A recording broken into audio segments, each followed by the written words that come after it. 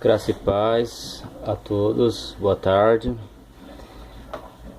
Meus queridos, vamos dar continuidade ao nosso curso teológico, nosso curso médio em teologia, pela faculdade IBAD. Seja bem-vindo a todos que nos acompanham via Face, via YouTube, à distância, presente, perto, longe. Que Deus abençoe a todos, que esse Deus que conhece a cada um em particular, que sabe as necessidades de cada um, que vem acompanhar todos nós e vem nos auxiliar ao estudo da sua santa e gloriosa palavra. Muito bem, profetas maiores, nós estamos estudando a lição, nós estamos profeta Isaías, unidade 1, nós estamos na lição número 3, as nações como instrumentos de Deus. Então, as nações como instrumentos de Deus. Então, vamos analisar as nações como instrumentos de Deus. Então, a página do livro de vocês, a página 31. A página 31 vai esboçar aqui as lições, que vai tratar justamente que o Senhor Deus pegou as nações vizinhas, próximo à área geográfica do atual Estado de Israel, e utilizou dessas nações como instrumento para trazer juízo, instrumento para trazer disciplina, instrumento para corrigir o seu povo. Então, Deus castiga o seu povo? É uma pergunta. Deus castiga o seu povo no Antigo Testamento? No Novo Testamento, Deus castiga? Então é bom lembrar que sempre o castigo de Deus é no sentido de um método pedagógico para ensinar, para instruir o seu povo. Então, nós vamos analisar bastante textos aqui, mas tem esse texto aqui interessante, desse servo de Deus aqui, esse americano, Charles. Ele diz o seguinte, relacionado à disciplina, ao castigo de Deus para as nações e para o povo dele, o povo de Israel. Então, Charles diz que as nações são punidas pelos pecados cometidos contra a lei. Ele diz assim, que as nações são punidas pelos pecados cometidos contra a lei da natureza, da consciência e do sentimento natural. Romanos 2:12. Ao passo que Judá e Israel, diferencia isso aqui, tá? Ao passo que Judá e Israel são castigadas por pecarem contra a vontade revelada de Deus. Se Deus julga a iniquidade das nações por terem pecado, muito mais Deus julgará o seu povo pelo pecado de rejeitar sua santa palavra. Então esse abençoado aqui, esse Charles, ele vai diferenciar o castigo, o julgamento de Deus para as nações que não conhecem o Senhor, e ao passo que o povo de Deus, o seu povo, que conhece a vontade revelada de Deus. Então é muito importante distinguir isso. Muito bem. O pecado do povo de Deus é mais grave. Por que é mais grave? Mais hipócrita. Hipócrita é um autor. Um autor. É mais danosa que o pecado dos ímpios. Ímpios é uma pessoa que não leva a Deus a sério. E mais grave porque peca contra um maior conhecimento é mais hipócrita porque o povo condena o pecado nos outros e não vê o seu próprio pecado. É mais danoso porque quando o povo de Deus peca, provoca mais escândalo. O juízo de Deus começa pela sua casa, mostrando que maiores privilégios implicam em maiores responsabilidades. Então, aqui, enquanto as nações são julgadas por alguns pecados de sentimento natural, por alguns pecados de consciência, o povo de Israel, o povo de Deus, é julgado justamente por uma vontade suprema, uma vontade superior, uma vontade revelada da palavra de Deus. Então, logicamente, para aquele que conhece, a forma de julgar, a forma de tratar é diferente. Bom, disciplina e os diferentes termos. Muitos falam que Deus não castiga, não corrige o seu povo, os seus filhos. Outros equivocadamente comentam que só no Antigo Testamento que Deus castigava, disciplinava o seu povo. Então, mas a gente vê que basicamente nós temos que ter uma cuidado com os dois extremos. Porque o primeiro extremo é que quando um pai, quando o pai não disciplina seu filho, naturalmente ele vai crescer sem regra, indisciplinado, um abastado. Quando a disciplina é demais, o castigo é demais, o filho geralmente vai ficar revoltado. Então, a questão é equilibrar isso aí, né? A disciplina e os diferentes termos. Somente no texto de Hebreus 12, 5 e 11, encontramos 10 vezes diversos termos correlatos: correção, repreensão, disciplina. Hebreus 12, 5. Então, eu vou até ler para que vocês, sempre que vocês estiverem estudando o livro, vocês peguem a palavra de Deus, peguem a Bíblia, para que nós possamos, juntamente com a palavra de Deus, com o livro de vocês em mãos, nos aprofundar. Hebreus 12, 5, olha o que diz: porque o Senhor corrige a quem ama, e açoita a qualquer que recebe por filho. Se suportais a correção, Deus vos trata como filhos. Porque que filho há a quem o pai não corrige? Mas se estáis sem disciplina, da qual todos são feitos participantes, sois então bastardos e não filhos. Olha que interessante. Até o 11 vai tratar sobre a questão da... Versículo 11. E na verdade toda correção ao presente não parece ser de gozo, de alegria, senão de tristeza, mas depois produz um fruto pacífico de justiça, nós exercitados por ela. Então veja que só no livro de Hebreus aparece 10 vezes. Então vamos ver essa palavrinha grega, disciplina. Essa palavrinha aqui, ó, pai dela. E tem vários sentidos, tá? Então quando a gente fala disciplina, é a mesma coisa de castigando. Ou seja, então tem aqui os termos, tá? Primeiro, treinar a criança. Essa palavrinha, disciplina, a palavrinha grega aqui, ó, vai significar basicamente isso. Primeiro, treinar a criança. Uma forma pedagógica, didática. 2, ensinando. Sabendo que a prioridade de Jesus sempre foi ensinar. Mateus 4, 23. Jesus ensinava, pregava e fazia maravilhas. 3, castigando. 4, disciplina.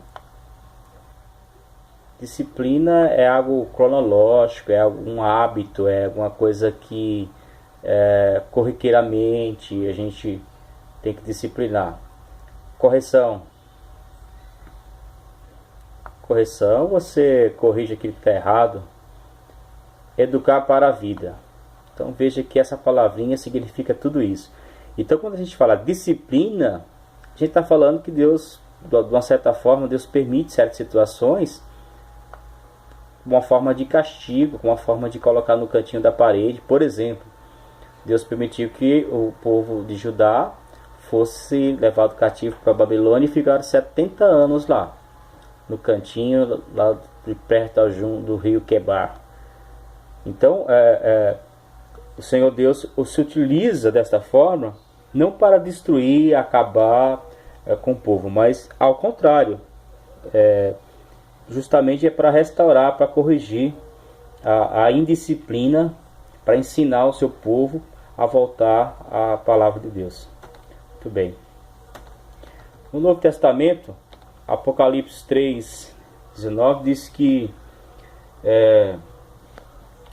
eu vou até ler para vocês, Apocalipse 3, versículo 19. Muitas coisas que eu falo não está no livro, mas vocês conferem aí na Bíblia, que a palavra de Deus é muito importante. 3:19, olha o que diz: eu repreendo e castigo a todos quanto amo. Sê, pois, zeloso e arrepende-te.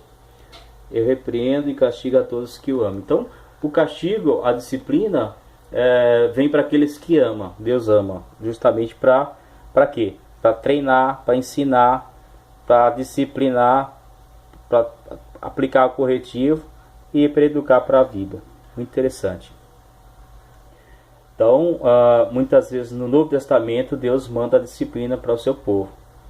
A igreja de Corinto, por exemplo, na passagem da ceia, 2 Coríntios 11, nós podemos ver que na igreja de Corinto tinha alguns que doentes, que dormia, e alguns que estavam quase mortos. A disciplina de Deus na vida da igreja é porque estavam tomando a ceia indignamente, sem discernir o corpo do Senhor. Vamos lá. O castigo de Judá e de Israel. Então, lembra quando aparece a palavra castigo, vocês lembram daquela palavrinha grega, tá? Porque o Novo Testamento foi escrito no grego, o Antigo no hebraico. Mas castigo, ela pode ser traduzida como disciplina, correção, ensino, instrução, treinar para a vida. Então, quando fala o castigo de Judá e de Israel, é só bom lembrar que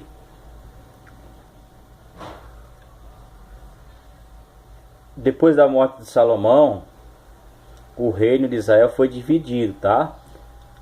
10 tribos Israel ficaram com Israel e 2 tribos com Judá, tá? Benjamim e Judá. Reino do norte e reino do sul, tá?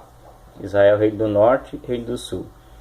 Então, o castigo, ou seja, a disciplina, a correção de Deus vai vir primeiro para Israel. 723 a.C., a Síria leva essas 10 tribos para a Síria e traz 5 nações para Samaria. Então, devido a Judá, que eram irmãos, vizinhos, por ter, por exemplo, Ezequias, alguns reis bons, Judá, e trouxeram alguns avivamentos, preservou-se por muitos anos, por mais de um século aí, preservou ainda, tá? Enquanto Israel foi levado e não sobrou nada, veio as nações da Síria e ficou aqui, onde que é Samaria, e Judá permaneceu por muitos anos ainda, mais de uns séculos, né? Um século. Mas em 586 também Judá, Nabucodonosor, vem e destrói aqui Judá, Jerusalém, e leva o povo para a Babilônia. Aí quem vai para a Babilônia? Vai Daniel. Quem vai para a Babilônia vai ser vários outros os profetas aí, tá? A nobreza, vai três formas de... Então assim, o castigo, a disciplina, Deus vai enviar os profetas justamente para alertar dessa disciplina aí. Se eles, lembra Apocalipse 3:19, eu repreendo e castigo a todos quanto eu amo. Se ele tivesse ouvido a repreensão e não tivesse continuado o seu pecado, o castigo do cativeiro não teria vindo, tá? Nem para Judá, nem para Israel. Na lei judaica, Deus foi muito claro. Se você pega Deuteronômio, que é a segunda lei, Deuteronômio quer dizer a segunda lei, Moisés relatou diante das campinas de Moabe, antes de partir, ele relata a segunda lei. Algumas histórias interessantes. E na lei 28, 29 de Deuteronômio, Deus é bem enfático. Antes deles entrar na terra prometida, Deus é bem claro. Fala com um todo para Israel, como um todo. Israel e Judá era tudo junto, as 12 tribos. Deus fala como um todo. Se vocês não me obedecerem na terra, se vocês desobedecerem, eu vou castigar vocês, eu vou permitir várias desgraças, várias coisas acontecer com vocês. Tá? Tem as bênçãos e a maldição.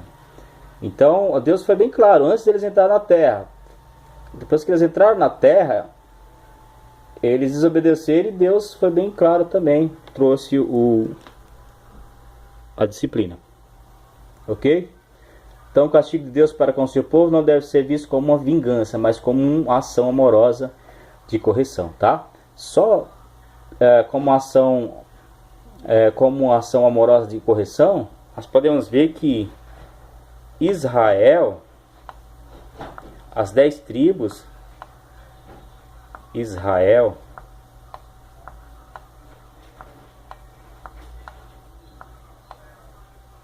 foi levada para a Síria e não voltou, tá? Essas 10 tribos não voltaram. Judá e Benjamim, a tribo de Levi também se junta depois, alguns, né? Pois o templo era em Jerusalém. Judá é que vai voltar do cativeiro babilônico depois de 70 anos, tá? Reconstrói o templo. Neemias, Zorobabel, Esdras. É esse povo aqui, tá? Depois do cativeiro babilônico, que o povo de Israel, como um todo, vai ser chamado judeus, tá? Só que assim, no Novo Testamento a gente vai ver, a gente vai ver, por exemplo, a Ana era da tribo de Assé, Lucas 2. Você vai ver vários, no Novo Testamento, várias representantes de todas as tribos de Israel. Então, como eu explico isso? Não dá para explicar, é milagre. Deus preservou representante dessas 10 tribos que foram levadas para a Síria. Então, Deus sempre conserva um remanescente, tá? Lembrando que, mesmo que as 10 tribos não voltaram, mas representantes, poucas pessoas, alguns foram preservados. Então, Deus é fiel. Castigo através dos edomitas e filisteus. Então, vamos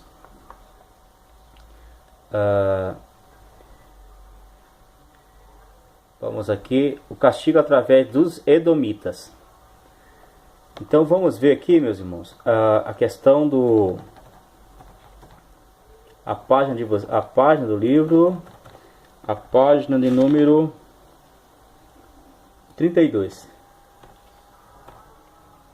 Tudo bem até aqui? Ficou meio apagado aqui, mas vocês acompanhem com a gente. Castigo através dos edomitas e filisteus. Bom, página 32. Então, edomitas e filisteus. Então, primeiramente vamos saber o que é edomita, tá? Essa nação. Castigo através dos edomitas e filisteus. Bom, os edomitas eram os descendentes de Esaú, irmão de Jacó, e filho de Isaque.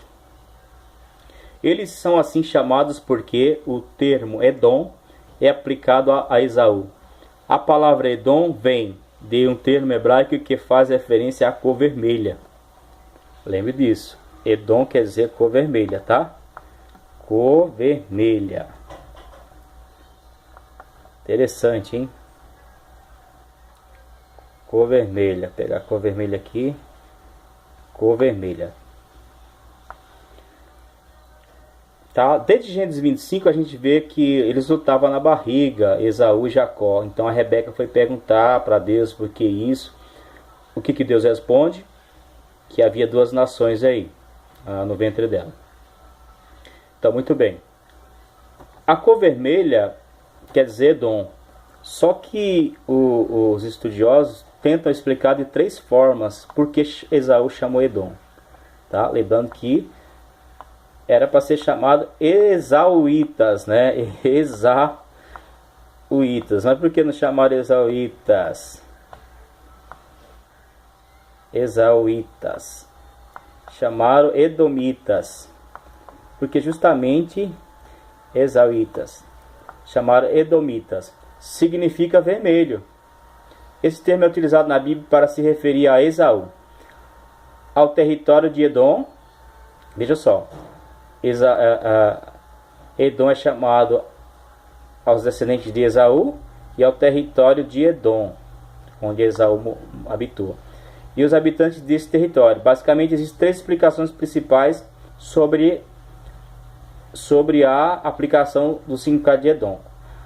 A primeira é mais aceita pelos estudiosos. Diz que o termo Edom foi aplicado a Esaú e aos seus descendentes em conexão com o guisado do qual ele trocou o seu direito de primogenitura. O guisado de Jacó, que Jacó preparou, ela tinha coloração avermelhada.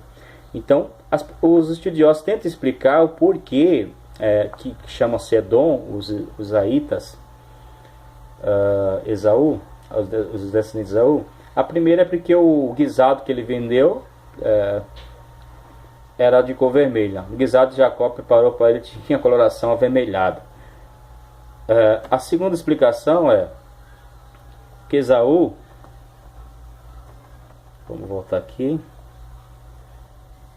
Esaú era ruivo e o termo Edom pode estar relacionado às características físicas. Ele era meio ruivo, meio avermelhado, né?